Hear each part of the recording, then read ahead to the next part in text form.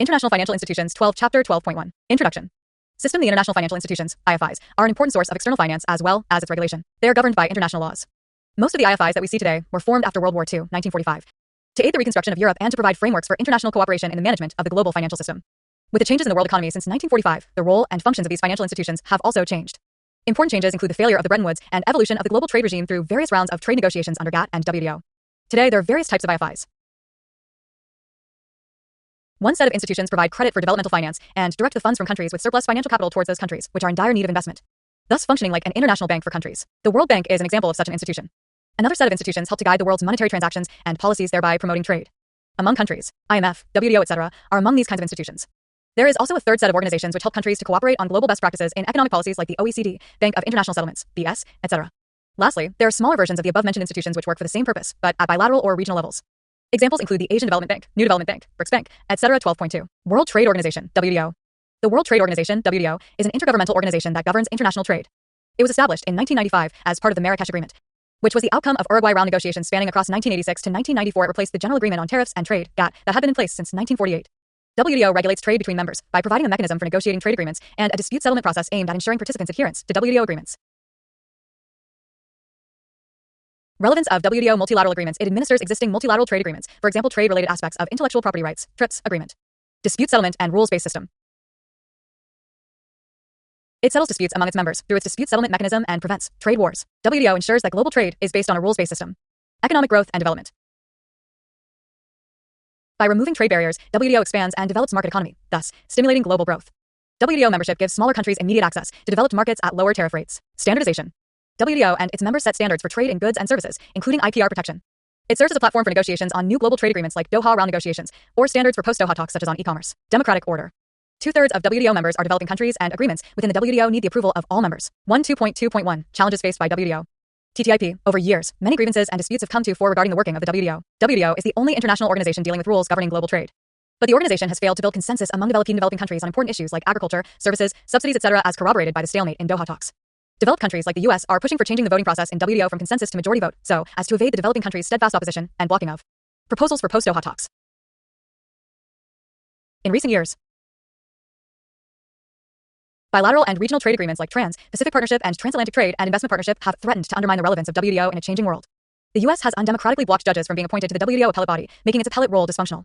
WTO aims at linking domestic and global value chains, GVCs, but developing countries face problems of remodeling, upskilling, and adapting their industries quickly in a small window of opportunity before the capture of their domestic markets by cheap imports.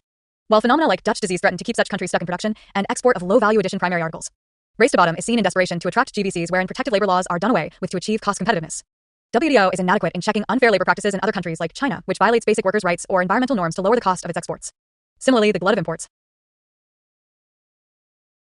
Committee on and Trade, Environment, Trade and Development dedicated session on Ministerial Subcommittee, Least Developed Countries Conference. Amidst high employment for countries has in countries like Bangladesh, and regional or unilateral trade measures undercut support for free trade agreements may soon see a reversal in and globalization in developed, as well as the march of globalization. This would, developing countries, be a setback in achieving sustainable and inadequate WTO in face of issues. Development goals as globalization and forced labor as seen Bis Uyghurs reduction of trade barriers has been crucial. Dutch disease. During 1960s, large reserves of natural gases were discovered in Netherlands. Inflow of foreign funds and export of natural gas resulted in appreciation of Dutch currency. As the Dutch currency appreciated, imports became cheaper and exports became non-competitive. Net result was boom in natural gas sector while other sectors witnessed a slowdown. Dutch disease refers to causal relationship between the increase in the economic development in a specific sector, for example natural resources, resulting in economic decline in other sectors, like the manufacturing or agriculture. 2.2.2 Reforms in WTO. Experts have suggested different approaches to reforms in WTO. Some advocate a total overhaul of existing mechanism and a complete rethinking on global trade and economy, arguing for reversal of globalization. Others argue for tinkering with existing mechanisms to make them workable. As majority of negotiations are usually blocked by dissenting countries, hence guidelines should spell out clear criteria for when a country may use its veto power. Veto usage also needs to be weighed against the interests of all countries in light of WTO's global mandate. Till deadlock and appointment in appellate tribunal lasts, independent panels could play the role of arbiter, evaluating the competing claims and helping to overcome the political deadlock. The Multi-Party Interim Appeal Arbitration Arrangement, MPA, by the European Union and 15 other countries can be a good working solution to avoid the fate of tit-for-tat tariff wars. But ultimately, the appointment process to the dispute settlement body should be made independent of political control. Plurilateral negotiations should be promoted as they offer the prospect of building coalitions of the willing, i.e., like-minded members come together to deliberate a specific issue which is easier and faster to negotiate than multilateral accord like passage of trade facilitation agreements. To reduce abuse of national security exemption as justifications for trade restrictions, the national security concerns should be resolved at the political level rather than at WTO. WTO should be conferred with penalizing powers to curb willful noncompliance. This would create additional incentives to cooperate and achieve consensus in trade negotiations. expanding the appellate body panel from 7 judges to 9, redefining membership of the appellate body from part-time to full-time, and allotting more resources to the appellate body secretariat will increase the capacity of the appellate body. Taking cue from the IMF, negotiations at WTO could be streamlined by delegating most discussions to an executive board of the 20 or so largest trading nations, with the most existential questions reserved for treatment by the full WTO membership. Since the WTO is afflicted with distress, a good start to acknowledge and address the green box. 1. The subsidy must either not distort global trade or cause a minimal distortion. 2. These subsidies should be government-funded and must not have the component of price support. 3. These subsidies can be given for the purpose of environmental and regional development programs. 4. Green box subsidies are generally allowed without limits. Amber. 1. These subsidies include nearly all domestic measures which are liable to box. Distort production and trade across globe. 2. It includes price support as well as subsidies that directly lead to an increase in production quantities. 3. These subsidies are subjected to de minimis limits. De minimis threshold is generally 5% of the value of agricultural production for developed countries and 10% for the developing countries. Base of the year 1986. 4. Most of the subsidies given by India falls under amber box. Blue box. 1. These subsidies aim to limit the production. 2. As per WTO, blue box is amber box with conditions. Any support that would normally qualify to be an amber box is placed in the blue box if the support also requires farmers to limit production. 3. At present there are no limits on spending on blue box subsidies. Problem of reform is to use platforms like G20, which have the advantage of limited and effective global membership. Given the intransigence over the issue of subsidy for agriculture and industry, WTO members should proactively disclose their subsidies. Long-term timelines for withdrawal and vision to develop trust and transparency among WTO members. WTO 2.0 can be built incrementally by providing consensus-based pathways and fixing contentious issues first, like the agriculture problem. 1.2.2.3. Boxes of subsidies. In WTO terminology, subsidies are identified by boxes, which are given the colors of traffic lights: green, permitted; amber, slow down, i.e., to be reduced; red, forbidden. In agriculture, things are more complicated. The agriculture agreement has no red box, although domestic support exceeding the reduction commitment levels in the amber box is prohibited. And there is a blue box for subsidies that are tied to programs that limit production. There are also exemptions for developing countries. 1.2.2.4. Important agreements under WTO. 1.2.4.1. Agreement on Agriculture, AOA. The WTO AOA provides a framework for the long-term reform of agricultural trade and domestic policies. The AOA aims to create a fair competition paradigm with minimal distortions. The AOA has following components. 1. Market access. Use of trade restrictions, such as tariffs and imports. 2. Domestic support. The use of subsidies and other support programs that may directly influence production, thereby distorting trade. 3. Export competition. The use of export subsidies and other government support programs that subsidize exports. 1.2.2.4.1.1. Peace clause. Level. Article 13. Due restraint. Of the AOA, also known as the Peace Clause, protects India's food procurement programs against action from WTO members in case the subsidy ceilings de minimis are breached. India invokes Peace Clause in order to meet the domestic food security needs of countries' poor and vulnerable population. India does not use Peace Clause to distort commercial trade or impinge upon food security of others. However, India wants a permanent solution regarding the issue of public stockholding of food grains, as a temporary Peace Clause is a threat to the food security of millions of destitute Indians. 1.2.2.4.2. Agreement on Trade-Related Aspects of Intellectual Property Rights, TRIPS. Talks. Agreement on Trade-Related Aspects of Intellectual Property Rights, TRIPS, is a comprehensive multilateral agreement on intellectual property, IP. It frames the IP system in terms of innovation, technology transfer, and public welfare. TRIPS were negotiated as a part of Uruguay round the agreement is legally binding and signifies the links between IP and trade and the need for balanced IP system. The TRIPS agreement, the TRIPS system, was criticized during the COVID-19 pandemic for overzealous protection of vaccine patents. 1.2.2.4.3. Agreement on Trade-Related Investment Measures, TRIMS. Agreement on Trade-Related Investment Measures, TRIMS, applies to measures that affect trade in goods. TRIMS states that no member shall apply a measure that is prohibited by the provisions of GATT. TRIMS enable international firms to operate more easily within foreign markets. It bans practices like local content requirements that may have the effect of promoting domestic companies. 1.2.2.4.4. General Agreement on Trade and Services, GATS. The General Agreement on Trade and Services, GATS, provides a framework of rules governing services trade, establishing a mechanism for countries to make commitments to liberalize trade and services, and also provides a mechanism for resolving disputes between countries. The treaty entered into force in January 1995 as a result of the Uruguay round negotiations. The GATS agreement covers 4 modes of supply for the delivery of services in cross-border trade. Mode 1. Cross-border supply of services. Mode 2. Consumption of services happens abroad. Mode 3. Here the company is required to have commercial presence in the country where the service is delivered. Mode 4 includes cross-border movement of natural person. India's concerns with the WTO concerns explanation agreement on it is based on 3 pillars: domestic support, market access, agriculture, AOA, and export subsidies. Developed countries consider India's MSP support to farmers, public stockholding of grains, and its PDS distribution to be market-distorting subsidies and want their removal. Developed countries are insisting that developing countries take on additional commitments in terms of enhanced market access and reduction in policy space through reduced domestic support. But India demands amendment of AOA for continuation of these measures as a permanent solution to its food security problem beyond the temporary Peace Clause, Article 13 of AOA. And for all G33 members, Peace Clause, passed in the Bali Summit 2013, allowed subsidies beyond WTO limits set in AOA without legal implications till a permanent solution was found. Domestic content. U.S. challenged India's domestic content requirement. Procurement of solar cells/panels for its solar program in WTO as it allegedly violated core WTO principle of national treatment for imports. WTO ruled in U.S.'s favor, following which India committed to implement the dispute settlement body's recommendations. Visa problem, and India has approached the dispute settlement body of WTO on duty hikes on steel, issues of increase in visa processing fees, high rejection rates, and aluminium. Other difficulties faced by the Indian services companies in USA. India has approached the dispute settlement body of WTO on issue of imposition of import duties on steel and aluminium exported from India. Intellectual. As part of Doha round, developing countries secured a favor property issue in TRIPS, which allowed compulsory licensing of patents in certain circumstances. For example, compulsory licensing for pharmaceutical products. USA wants removal of compulsory licensing and expects a liberal IPR regime which shall allow evergreening of patents. Sanitary and India lost a case to USA at the WTO when the latter resisted India's phytosanitary step to block agricultural imports from US, citing SBS issues. SBS issues. SBS refers to protective trade measures aimed at ensuring that a country's consumers are being supplied with food that is safe to eat as per appropriate scientific standards. But such strict health and safety regulations are often challenged on grounds of being protectionist measures for domestic producers' elimination of. Presently, large export subsidies on cotton are provided by some cotton subsidies. Developed countries such as USA. The issue lies in AOA's use of 1986 as base year for determining WTO limits on agricultural subsidy.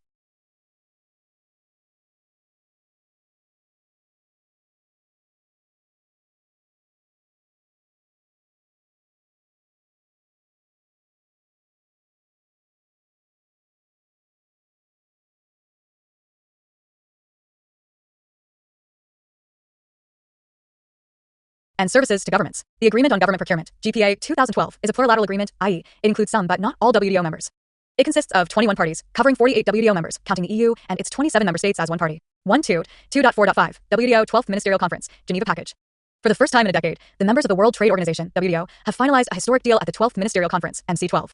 Note: the WTO's rules dictate that all decisions are taken by consensus, with any single member able to exercise a veto. The major outcomes of the 12th Ministerial Conference, MC12.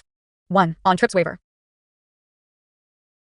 On TRIPS, trade-related intellectual property rights, waiver, an agreement could be reached only on vaccines, but not on diagnostics and therapeutics. Still,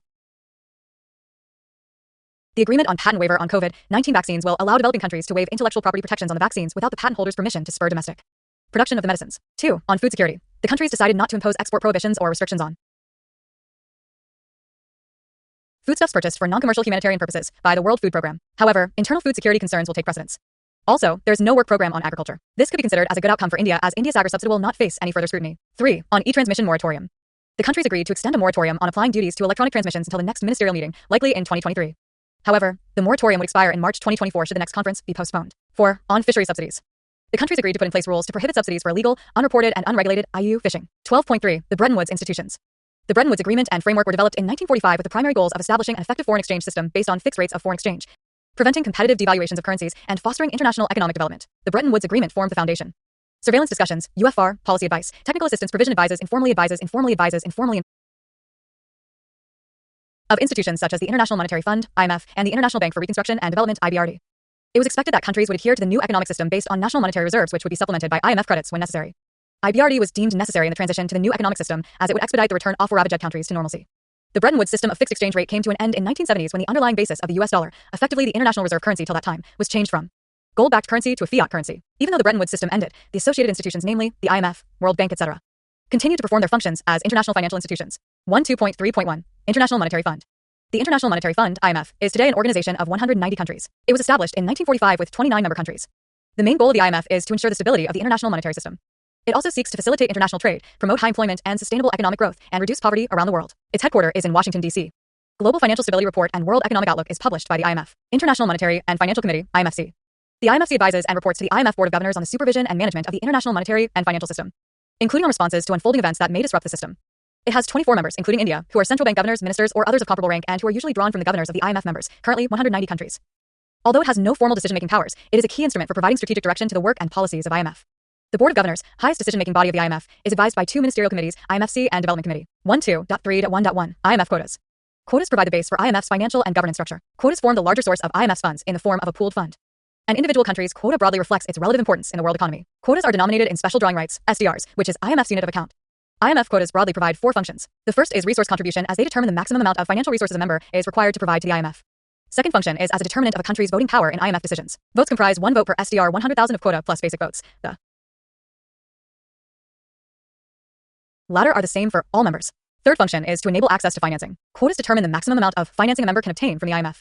Lastly, quotas determine SDR allocations among member countries. 1.2.3.1.2 How are IMF quotas allocated? When a country joins the IMF, it is assigned an initial quota in the same range as the quotas of existing members of broadly comparable economic size and characteristics. The IMF uses a quota formula to help assess a member's relative importance in the world economy. The current quota formula is 0.50 *GDP plus 0.30 openness plus 0.15 variability plus 0.05 reserves compression factor, i.e., a weighted average of GDP, weight of 50%, openness 30%, economic variability 15%, and international reserves 5%, modified by compression factor. For the purpose of this formula, GDP is measured through a blend of GDP, based on market exchange rates, weight of 60%, and on PPP exchange rates, 40%. Compression factor reduces the dispersion in calculated quota shares across members. 1.2.3.1.3 Importance of IMF quota from India's point of view. India's share increased to 2.75% from 2.44% after revision in 2010, making it the eighth largest shareholder in the IMF quota system. The quota system is most controversial due to its asymmetric power structure. USA continues to hold the largest share at 17.46%, followed by Japan at 6.48% and China at 6.41%. Today, the global financial capital is looking towards developing countries due to their fast-growing economy, but these countries have minimal say in the IMF. The economic slowdown due to COVID pandemic and related lockdowns have reignited debates on reimagining the IMF, including the current quota system. Voting rights. Financial contributions from member countries are linked to voting power in the IMF. Thus, higher IMF quota implies more voting rights under the IMF. But the formula is designed in such a way that some countries are overrepresented. As IMF quota determines the voting power of any member in IMF decisions, countries that grow economically have tended to become underrepresented as their voting power lags behind. As a result, many emerging economies are against the current quota scheme of the IMF. The size of contingency funds. Quotas determine the size of contingency funds at the disposal of the IMF to lend to countries in need of help, as well as the power of individual countries to influence lending decisions and to tap into the funds themselves. Each IMF member has an unconditional right to borrow up to 25% of its quota from the IMF. 12.3.1.4 Special Drawing Rights, SDR. SDR is an international reserve asset maintained by the IMF to supplement its member countries' official reserves. The value of SDR is based on a basket of 5 currencies: the US dollar, the euro, the Chinese renminbi, the Japanese yen, and the British pound sterling. SDR was created as a supplementary international reserve asset in 1969 in the context of the Bretton Woods fixed exchange rate system amidst shortage of gold and dollar, which were preferred foreign exchange assets at that time. But the collapse of the Bretton Woods system in 1973 and the shift of major currencies to floating exchange rate regimes lessened the reliance on the SDR as a global reserve asset. It currently serves as the unit of account of the IMF and other international organizations. It is neither a currency nor a claim on the IMF. Rather, it is a potential claim on the freely usable currencies of IMF members. SDRs can be exchanged for these currencies, but SDR cannot be held by private parties. 12.3.2 World Bank Group. The World Bank Group is a global financial institution which provides loans and financial assistance to low and middle-income countries. The World Bank collectively consists of IBRD and the International Development Association. It owns 5 sub-institutions which make up the World Bank Group, namely 1. International Bank for Reconstruction and Development, IBRD. 2. International Development Association, IDA. 3. International Finance Corporation, IFC. 4. Multilateral Investment Guarantee Agency, MIGA. 5. International Center for the Settlement of Investment Disputes, ICSID.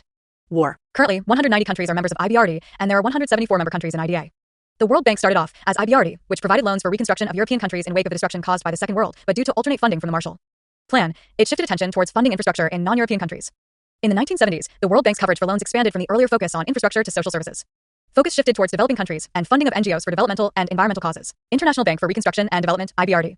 Founded in 1944 as one of the 2 Bretton Woods institutions, today IBRD is the world's largest development bank. It helps credit-worthy middle-income and low-income countries by providing loans, guarantees, advisory services, and risk management products. More than 60% of the IBRD's portfolio is made up of middle-income countries. IBRD finances investments across all sectors and provides technical support at every stage of a project. It assists governments in augmenting the investment climate of countries. IBRD deals only with sovereign governments and not private players. It also assists governments in augmenting the investment climate of countries, removing service delivery bottlenecks, and strengthening institutions and policies. IBRD sources most of its funds from the global financial markets. India is a founding member of IBRD. Internationally, it was established in 1960 to assist the world's poorest countries' development through grants and low interest. It aims to supplement the work of association, the IBRD. India is a founding member. IDA. International. It was established in 1956. It is the largest international development finance institution focused on the private sector in developing countries. A corporation. Promotes economic growth by funding for profit and commercial, IFC. Ventures aimed at alleviating poverty and advancing development. The IFC offers savings, advisory, and asset management services. It makes loans to companies and private sector ventures. India is a founding member of IFC. Multilateral, it was established in 1988. It guarantees to protect investments against investment non-commercial risks. It emphasizes on fragile and conflict-affected guarantee states. It also works towards credit enhancement by extending agency MIGA protection when governments fail to honor financial obligations. India became a member of the MIGA in 1994. International, it was established in 1966. It is used to resolve conflicts between Center for Investors and Governments. Settlement of it also serves as an administrative register and resolves investment under investment treaties and free trade agreements disputes, using various methods like arbitration, conciliation, or fact-finding, ICSID. For resolving conflicts at the center. India is not a member of the ICSID because it believes the organization structure and functioning favors developed countries. Reports published by World Bank, Ease of Doing Business, IBRD, World Development Report, Global Financial Development Report. 12.4 Asian Infrastructure Investment Bank, AIIB. It is a multilateral development bank that aims to support the building of infrastructure in Asia. It is headquartered in Beijing and began its operations in January 2016. Membership in the AIIB is open to all members of the World Bank or the Asian Development Bank and is divided into regional and non-regional members. As of January 2022, AIIB has 89 countries as its regional and non-regional members and 16 prospective members. Major economies that are not members include Japan, Mexico, Nigeria, and USA. Unlike other multilateral development banks, the AIIB allows for non-sovereign entities to apply for AIIB membership, provided their home country is a member. 12.5 Asian Development Bank, ADB. ADB is a regional development bank established on December 19, 1966. It is headquartered in Manila, Philippines. It aims to promote social and economic development in Asia through loans, technical assistance, grants, and equity investments. It has 68 members, of which 48 are from within Asia and the Pacific and 19 are from outside the region. Japan and USA hold the largest shares in ADB, followed by China, India, and Australia. The bank is also an official United Nations observer. India was a founding member of ADB in 1966 and is now the bank's 4th largest shareholder and top borrower, 2021. ADB commenced operations in India in 1986 and has since committed 229 sovereign loans totaling $38.9 billion. The report, Asian Development Outlook, is published by ADB. 12.6 New Development Bank, NDB. It is a multilateral development bank jointly founded by the BRICS countries, Brazil, Russia, India, China, and South Africa, at the 6th BRICS Summit in Fortaleza, Brazil in 2014, Fortaleza Declaration. The bank formally came into existence in 2015. Its headquarters is located in Shanghai, China. The initial authorized capital of the bank is $100 billion. The NDB was set up with the purpose to mobilize resources for infrastructure and sustainable development projects in BRICS and other emerging economies. The voting power of each member is equal to the share of its subscribed capital in the NDB. All members of the United Nations are allowed to be members of the bank. However, the combined share of the BRICS countries can never be less than 55%. 12.7. European Bank of Reconstruction and Development. EBRD is a multilateral development bank set up in 1991 after the fall of the Berlin Wall to promote private and entrepreneurial initiative in countries of Eastern Europe which had been part of communist bloc and had few private sector enterprises. Today, the bank invests in 38 emerging economies across 3 continents, according to a set of criteria that aim to make these countries more competitive, better governed, greener, more inclusive, more resilient, and more integrated. It remains committed to furthering the development of market-oriented economies and the promotion of private and entrepreneurial initiative. Its largest shareholder is currently USA, while other G7 nations also hold significant stakes and 71 countries have ownership rights in EBRD, Allegria being the latest to have joined in October 2021. In addition, European Union and European Investment Bank are also among the owners of the bank. In 2017, EBRD signed a pact with the International Solar Alliance. India became the 69th shareholder of the bank in 2018. 12.8. The Financial Action Task Force, FATF. The Financial Action Task Force, FATF, is an intergovernmental body which develops and promotes global standards against money laundering and terror financing. It was established in 1989 during the G7 summit in Paris. Its secretariat is located within the headquarters of the Organization for Economic Cooperation and Development, OECD, in Paris.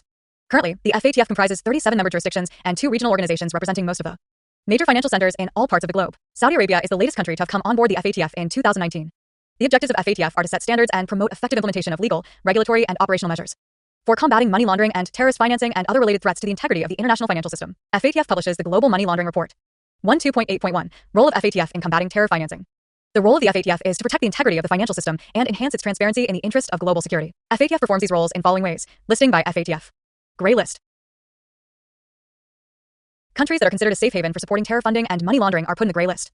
The inclusion in the gray list serves as a warning to the concerned country that it may enter the blacklist if found to be non-cooperating. Pakistan and Myanmar, India's western and eastern neighbor respectively, are among 23 countries which feature on the gray list as on January 2022. Blacklist. Countries, which are found to be non-cooperative in global fight against money laundering and terror financing, are put in the blacklist. These countries support terror funding and money laundering activities. The list is officially called the Call for Action List. The FATF revises the blacklist, regularly adding or deleting entries. As of January 2022, North Korea and Iran are the 2 countries on FATF's Call for Action List. Role of FATF in combating terror financing international standards. Developing and refining the international standards for combating money laundering and the financing of terrorism and proliferation to ensure that they are up-to-date and effective. Gray and identifying and engaging with high-risk, non-cooperative jurisdictions blacklist. And those with strategic deficiencies in their national regimes and coordinating action to protect the integrity of the financial system against the threat posed by them. Cooperation with FSRBs. Promoting full and effective implementation of the FATF recommendations by all countries through the global network of FATF regional bodies, FSRBs, and international organizations. Cooperation. Responding as necessary to significant new and emerging threats and on emerging risks to the integrity of the financial system consistent with the needs threats identified by the international community, including the United Nations Security Council, the G20, and the FATF itself. Implementation. Assisting jurisdictions in implementing financial provisions of the United Nations Security Council resolutions on terrorism and non-proliferation. Engagement. Engaging and consulting with the private sector and civil society to foster with civil transparency and dialogue towards more effective implementation of the society and FATF standards. Private sector evaluation, assessing and monitoring member countries through peer reviews and mutual evaluations and follow-up processes to determine the degree monitoring of technical compliance, implementation, and effectiveness of systems to combat money laundering and the financing of terrorism and proliferation. Threat. Identifying and analyzing money laundering, terrorist financing, and other and risk threats to the integrity of the financial system, including the methods and assessment. Trends involved. Examining the impact of measures designed to combat misuse of the international financial system, supporting national, regional, and global threat and risk assessments. 12.9. International Criminal Police Organization, Interpol. It is an intergovernmental organization established in 1923 with the aim to facilitate worldwide police cooperation and crime control in around 194 countries. It is headquartered in Lyon, France. Each of the member countries hosts an Interpol NCB, National Central Bureau. It connects their national law enforcement with other countries and with the General Secretariat of Interpol. The Central Bureau of Investigation, CBI, is designated as the NCB of India. The Rise of Environmental Crime is published jointly by UNEP and Interpol. 12.9.1. Types of Interpol Notices. 12.10. Basel Committee on Banking Supervision, BSIS. The Basel Committee on Banking Supervision, BCBS, is the primary global standard setter for the prudential regulation of banks. It provides a forum for regular cooperation on banking supervision among the central banks of different countries. BCBS was established. Red notice. To seek the location and arrest of persons wanted for prosecution or to serve a sentence. Yellow notice. To help locate missing persons, often minors, or to help identify persons who are unable to identify themselves. Blue notice. To collect additional information about a person's identity, location, or activities in relation to a crime. Black notice. To seek information on unidentified bodies. Green notice. To provide warning about a person's criminal activities, where the person is considered to be a possible threat to public safety. Orange notice. To warn of an event, a person, an object, or a process representing a serious and imminent threat to public safety. Purple notice. To seek or provide information on modus operandi, objects, devices, and concealment methods used by criminals. Interpol, UNSC Special Notice. Issued for groups and individuals who are the targets of UN Security Council sanctions committees. By the central bank governors of the group of 10 countries in 1974. The committee expanded its membership in 2009 and 2014. The BCBS now has membership from 28 jurisdictions through 45 members consisting of central banks and authorities with responsibility of banking regulation. The objective of BCBS is to enhance understanding of key supervisory issues and improve the quality of banking supervision worldwide.